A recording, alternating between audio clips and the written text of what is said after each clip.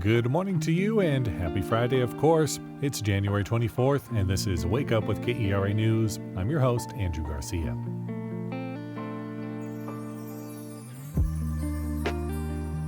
Today we'll see clear sunny skies, but you'll want to bundle up tonight, especially if you step outside to see the rare and long-anticipated Planet Parade.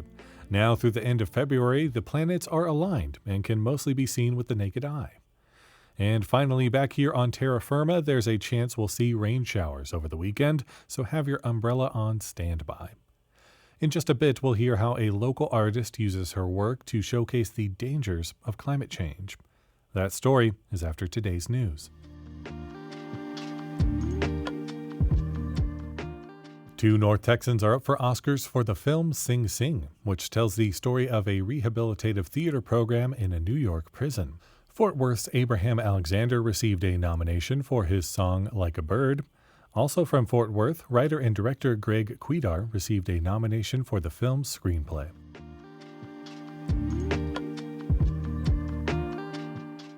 Community members in Arlington will be meeting tomorrow morning to participate in the Fish Creek Cleanup Challenge.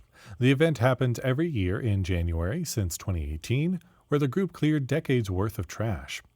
Cleanup starts at 8 a.m., and you can find more information on the Fish Creek Cleanup Challenge Facebook page.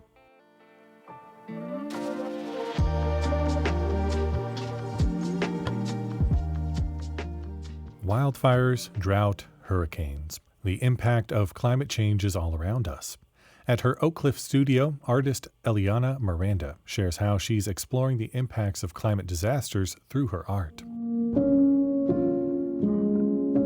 My name is Eliana Miranda. I am an artist here in Dallas, Texas, and I make work about current human migration issues. More specifically, I make work about people moving towards the U.S.-Mexico border from Mexico, Central America, and South America as a result of climate-related disasters.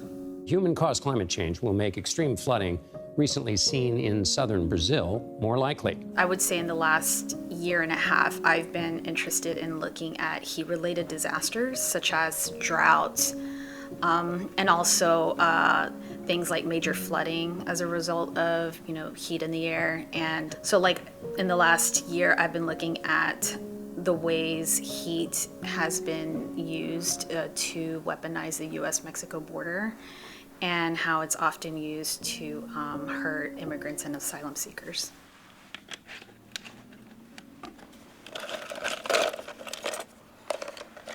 One of the artworks that I have in my studio right now, Yesterday's News, that was an important piece for me to make because that's a lot of the research that I came across in that year that I was looking into heat-related disasters.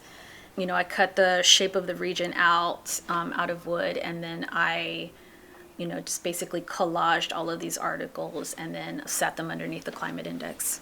And I named it Yesterday's News because we receive these, articles and information so fast that we just read something and consume it in that moment, and then it's gone the next minute, and people just, it's like they forget that it's still ongoing, that these issues happen and they're still occurring. It's one of the largest cities in the world, and it is running out of water. Tonight, there is serious concern in Mexico City about the taps running dry.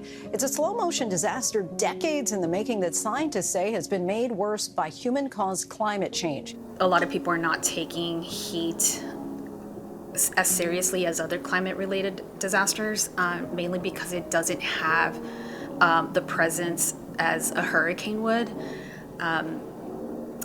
For hurricanes, we have more of a visual for those things. You see the damage done to a lot of buildings and houses, all the flooding that happens in the aftermath of those hurricanes.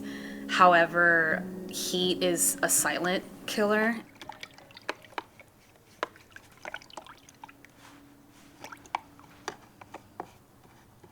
This painting right here, I also use the 2023 Climate Index on top of these Mexican soldiers who are guarding water because of the water scarcity. And it's called Not a Drop to Spare. And I was finding a lot of these images of people waiting for these water trucks to come through these neighborhoods to supply them with clean water. It was jarring because a lot of those images I was seeing, the water was being guarded by the Mexican military. And so to have it guarded by a Mexican military or a military of any sorts is a scary thought. And so my goal is to educate and to have those discussions revolving around the work that I'm doing.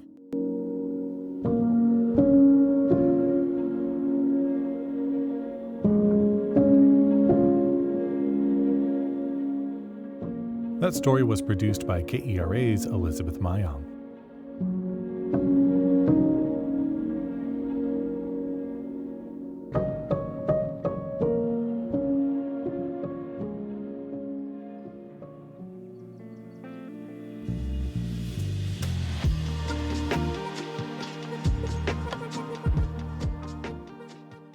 The Mavericks won against the Oklahoma City Thunder last night, 121-115. That is a marquee win for the Mavs against the best team in the Western Conference, and is even more impressive when you consider they're currently missing 2 starters from their lineup. And as the Cowboys look to replace their coach, the team's 2-year offensive coordinator Brian Schottenheimer is looking to be the strongest contender. The Fort Worth Stock Show and Rodeo is in its second weekend with plenty of events. From the rodeo to good eats and comedy acts, there's something for everyone to enjoy. For more information and some other fun things to do, visit kera.org/calendar. Thank you for listening to Wake Up with KERA News. I'm your host, Andrew Garcia. This show is produced and edited by Shardae White and Bekah Morr. For more news in your inbox, visit kera.org/wakeup. That's where you can subscribe to the Wake Up with KERA News newsletter and get those good morning vibes from our colleague Catherine Hobbs. Connect with us on Facebook, Instagram, and TikTok at KERATX. Have a great weekend, and we'll see you on Monday.